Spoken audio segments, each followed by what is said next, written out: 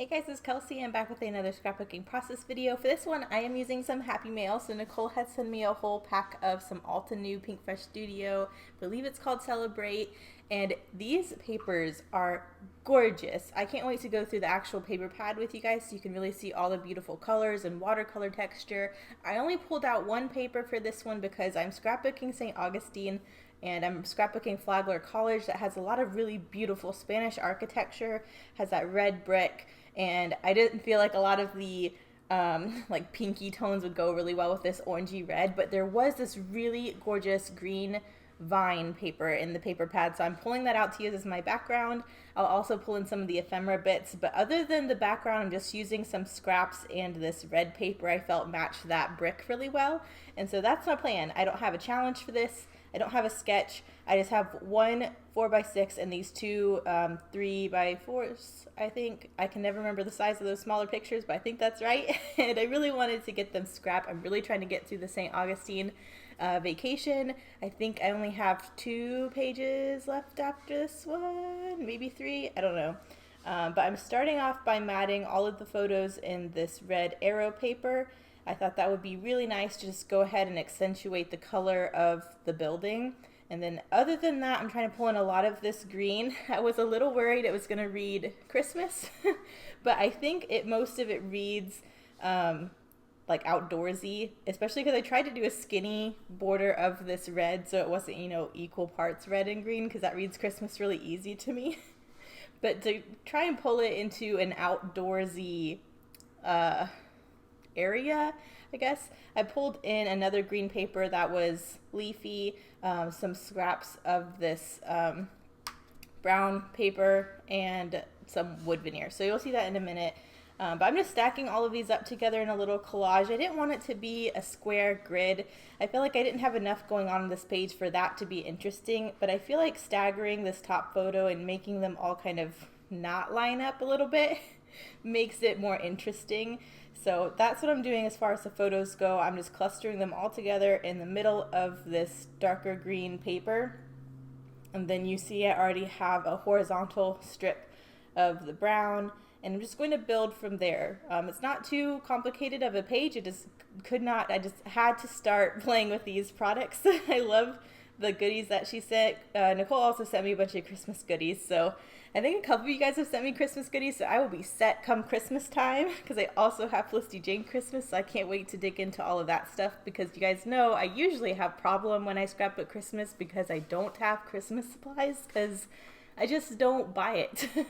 So I am set now, so thank you everybody. I can't wait for that.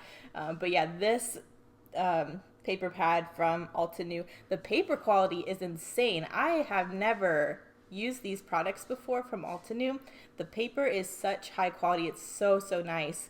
And so I can't wait to play more with it, especially because some of the other papers are really going to be gorgeous backgrounds with the watercolory design that they have. So I can't wait for that. But for right now, I'm just trying to build up some clusters. I went ahead and pulled out all of the green pieces from the ephemera pack. I also pulled out all of the black and white ones, but I don't believe I used any of the black and white. I think I just used all of the green ones that were in there. But they had some really cute ones. There was one that says happy. There's a couple little like leafy sprigs. There's a little heart that says with love with the same pattern as the background, and a couple green arrows. So I felt like that all went really beautifully and pulled the background into the clusters. So I'm just trying to figure out where they're going to go. I'm trying to create a visual triangle with all of these little embellishments. So I'm just trying to spread them in 3 corners around the photo. So that's what I'm working on now. You can see right away that heart blends immediately into the background because it's the same pattern. So it's really hard to see the shape of that embellishment. It looks very weird. So I will go in and add a doily behind that, just so it has some white and some texture behind it so you can see it easier. I'll also end up putting that with love heart up on some foam so there's some dimension and a shadow behind it, just to make it stand out a little bit more so it really doesn't blend in. From this overhead view, it really does look like it's still blending in, but hopefully in the close-ups you can see that it is its own piece. And it's easy to tell that in person. I know with this overhead view it still kind of blends in. But I'm just layering 2 of the arrows up here by that heart because I figured that heart was the main clustered detail. I think that's so cute. So I'm just going to layer both of them up there. And then I just have the two leafy sprigs together overlapping each other in the lower left hand corner. I am going to pop the one that's on top up on some foam as well, just again to add some dimension and some shadow so they don't look like the same piece. Because when I'm layering, I want you to know like they're different pieces, you know. So we will get that down. I'm trying to think about what I do next. I know I'm still kind of worried about it reading Christmassy, although I guess it doesn't by now because there is so little red. It is mostly green and monochromatic. But I am still thinking I might need to pull in one more color other than the brown that's not Christmassy. So I'm kind of thinking about that. But one of the things I did decide to do was pull that brown and the red into a different area together just so it balanced it a little more, because right now the brown is only that one strip at the bottom. I thought it needed to be somewhere else for it to kind of make sense. And then I also wanted that red, since it's such a skinny strip around these photos, represented somewhere else as well. So I'm planning on the title being up there in the upper right hand corner on those two little scraps that I've layered up there. And I figured that way I get those colors pulled in somewhere else. And it's also the perfect size for my title, so it works out really good. But now I have all my little wood veneer hearts. Since I have this brown, I really wanted to pull it out more so it didn't look like it didn't belong.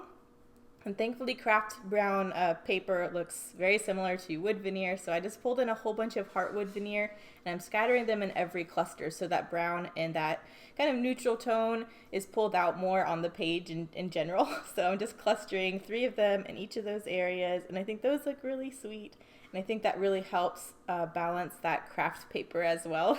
So I'm going to get all of that glued down. I'm just using my Tombow Monomulti because that stuff is strong and I know those are not going to fall off. And I think I need to do my title next. I believe I do my title next. So we'll see. I just did this page and I already can't remember the order I did things in. But these little tiny foam alphabets are the perfect size for that little scrap that I had left. And I'm just going to title it Flagler. This is Flagler College. And I just love the architecture of this building. I just think it's so cool. And there's so much history behind it.